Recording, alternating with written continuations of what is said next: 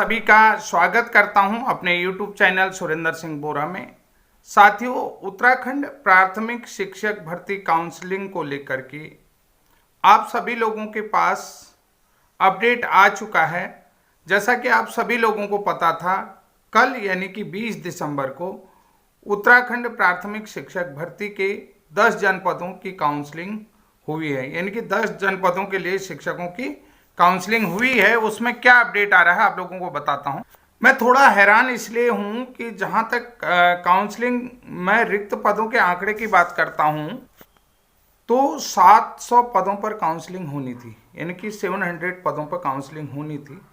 लेकिन हैरानी की बात है, अभी मैं आप लोगों को डेटा नहीं दे पा रहा हूं। जहां तक है, मुझे समाचार पत्रों के माध्यम से भी मैंने ये चीज़ें देख ली, लेकिन किसी के पास करेक्ट जानकारी है तो प्लीज़ इसको कमेंट बॉक्स में कंफर्म करना कि 700 पदों के लिए ही काउंसलिंग हुई थी या कम पदों के लिए हुई थी।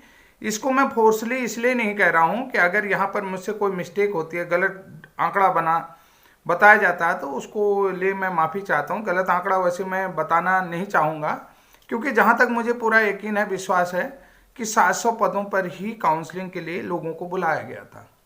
लेकिन जो 10 जनपदों में 183 बेसिक शिक्षकों का चयन हुआ है, तो ये किस आधार पर हुआ है? सबसे बड़ी चीज़ ये है। और ये मतलब काउंसलिंग में 183 शिक्षकों का ही चयन हुआ है। और आप लोगों को सभी को मालूम है कि बेसिक शिक्षा विभाग के रिक्त 226 पदों के लिए शुक्रवार को राज्य स्तरीय काउंसलिंग आयोजित की गई थी। इससे पूर्व में आप लोगों को पता है कि जनपद स्तरीय काउंसलिंग हो गई। तो पांचवी काउंसलिंग में अब ये 226 पद जो बताए गए हैं, वो किस आधार पर हैं, मुझे भी नहीं अंदाजा आ रहा है कि आखिर है क्या चीज़। ये थोड़ा सा मैं भी सरप्राइज हूँ कि 700 का ही मैं व्हाट्सएप मैसेज भी देख रहा था, और अब पता चल रहा है कि अखबार इस बात को क्लियर कर रहा है कि दैनिक जागरण के माध्यम से कि 226 पदों के लिए राज्य स्तरीय काउंसलिंग शुक्रवार को देहरादून में आयोजित की गई है। तो इसमें 10 जनपदों के लिए 183 शिक्षकों का चयन हुआ है। और इनको जो है कि इसके बाद नियुक्ति पत्र भी सौंपे जाएंगे। ये कह रहा है कि शैक्षणिक दस्तावेज और आरक्षण श्रेणी की जांच होगी, उसके बाद जो है कि इनको क्या है, नियुक्ति पत्र सौंपे जाएंगे। ये भैया थोड़ा सा, क्योंकि आप सभी लोगों को पता है 2906 पदों के लिए भर्ती आई थी उत्तराखंड में, तो अब उसको लेकर के क्या अपडेट आ रहा है कि ये किसी भी व्यक्ति के पास इंफॉर्मेशन है तो प्लीज़ मुझे, जो भी काउंसलिंग में शामिल हुआ था और कितने पदों के लिए काउंसलिंग थी, तो मैं अपने वीडियो के माध्यम से भी निवेदन करता हूं कि आप लोग जो हैं कि इसके बारे में मुझे अवगत कराएं। साथियों, कोशिश यही होगी कि ये एग्जिट आंकड़ा भी मैं इसी वीडियो के माध्यम से आप लोगों को दिखा दूं, और कि 700 के लिए काउंसलिंग हुई थी या कम के लिए हुई, ये आंकड़ा मैं प्रयास करूंगा कि आपको ये पूरा भरपूर आंकड़ा दिया जाए। तो उसके बाद देखिए, कल जो है 20 तारीख को ही NIOS DLED की सुनवाई भी नैनीताल हाई कोर्ट में हुई थी, जिसकी रिट पिटीशन संख्या WPSS 2419/2024 था। उससे पहले जो है कि NIOS ब्रिज कोर्स की सुनवाई 19 दिसंबर को नैनीताल हाई कोर्ट में चीफ जस्टिस की कोर्ट पे थी। चीफ जस्टिस की कोर्ट पे थी, और चीफ जस्टिस ने NIOS ब्रिज कोर्स को इसलिए बाहर कर दिया था कि ये जो है कि उसी सर्विस में रहने के लिए है, और उसके बाद ये अन्य जगह पर सरकारी सेवा के लिए इसमें ऑर्डर नहीं लिखा है। सुप्रीम कोर्ट ने ये आधार करके उसको जो है कि हमारी जो रिट पिटीशन है वो खारिज कर दी।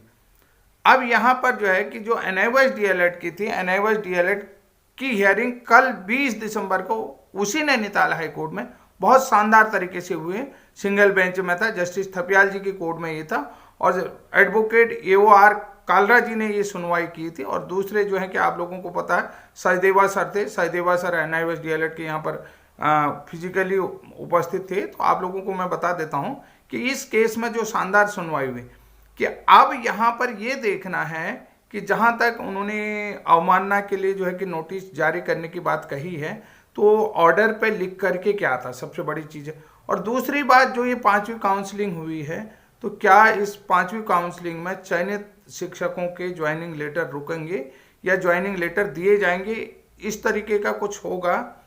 तो और क्या जो है कि ये भर्ती पुनः रीओपन होंगी, कि जिस तरीके से कल जो है कि नैनीताल हाईकोर्ट में याचिका संख्या 2419 ऑफ 2024 सिंगल बेंच में जस्टिस थपियाल जी की कोर्ट में सुनवाई हुई, तो 2020-21 में जिन भी एनआईओएस डीएलएड प्रशिक्षितों ने आवेदन किया है, क्या उनको काउंसलिंग में शामिल न करना यहाँ पर भारी गलती मानी जाएगी विभाग की? क्या भारी गलती होगी विभाग की? सबसे बड़ी बात आप लोगों को बता देता हूं कि 10 दिसंबर को माननीय सर्वोच्च न्यायालय की तरफ से एनआईओएस डीएलएड को ऑल पर्पज वैलिड करके क्लेरिफिकेशन दे दिया गया था।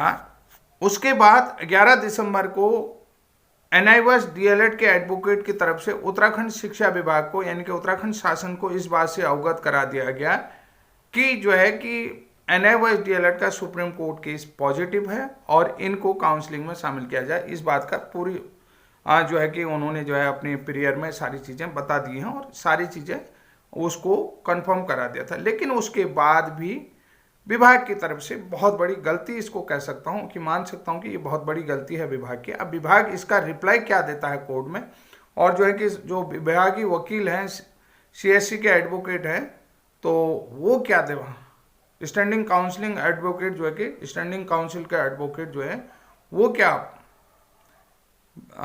जवाब देते हैं इसको लेकर के, और उत्तराखंड विद्यालय शिक्षा बोर्ड के एडवोकेट क्या जवाब देते हैं इसको काउंसलिंग में एनआईओएस को शामिल न करना। अब रही बात, एक चीज और संदेह के घेरे में मैं हूं कि 700 पदों में से अगर 226 पदों के लिए काउंसलिंग बुलाई गई है, तो क्या बाकी के जो शेष पद हैं क्या वो एनआईओएस डीएलएड के लिए रिजर्व रख दिए गए हैं? ये संभावना है कि अब पहली चीज है कि क्या रिजर्व रख दिए गए हैं, ये संभावनाएं जताई जा रही कि अगर ऐसा है तो ये एनआईओएस डीएलएड के लिए एक अच्छी खबर है, बहुत अच्छी खबर है, ये बहुत सुंदर खबर है। और हो सकता है कि जितने भी रिट पिटिशनर हैं उसके आधार पर बाकी की सीटें एनआईओएस के लिए रिजर्व रख दिया हो कि विभाग चाह रहा हो कि हम आगे की जो है कि सीटों को भर्ती को गड़बड़ ना हो, कि उसको ना हो, तो हो सकता है यहाँ पर एनआईओएस के लिए रिजर्व भी रख सकता है। लेकिन अभी ये सारी चीज़ें मैं कयास लगा रहा हूँ, वीडियो के माध्यम से आप लोगों को अवगत करा रहा हूँ, लेकिन कितने पदों में आंकड़ा था और क्या था ये थोड़ा सा मैं आप लोगों को कंफर्म कराऊंगा कि अगर 700 पदों के लिए काउंसलिंग बुलाई गई थी, तो मैं अभी अखबार के माध्यम से ये सारी चीज़ें ढूंढ रहा था लेकिन मुझे मिल नहीं पाया। तो साथियों, कोशिश यही होगी कि जो कल का माननीय नैनीताल हाईकोर्ट में सुनवाई हुई है एनआईओएस डीएलएड की, वो शानदार है, उसी का इफेक्ट तो कहीं इस भर्ती काउंसलिंग में नहीं पड़ा, कि उसका इफेक्ट जरूर पड़ेगा। शायद मेरे ख्याल से विभाग भी अवगत होगा, इस कारण से जो है कि उन्होंने कम पदों में क्या पता काउंसलिंग करवा दी है। अभी इस बात को संभावना जता रहा हूँ, ये किसी तरीके से मैं इसको ज़्यादा चीज़ें नहीं कर रहा हूँ। तो साथियों, ये महत्वपूर्ण जानकारी है और इस महत्वपूर्ण जानकारी को मैं अपने वीडियो के माध्यम से आप लोगों तक पहुँचा रहा हूँ। और आप लोगों को ये वीडियो अच्छा लगे तो साथियों लाइक शेयर सब्सक्राइब जरूर करें। धन्यवाद।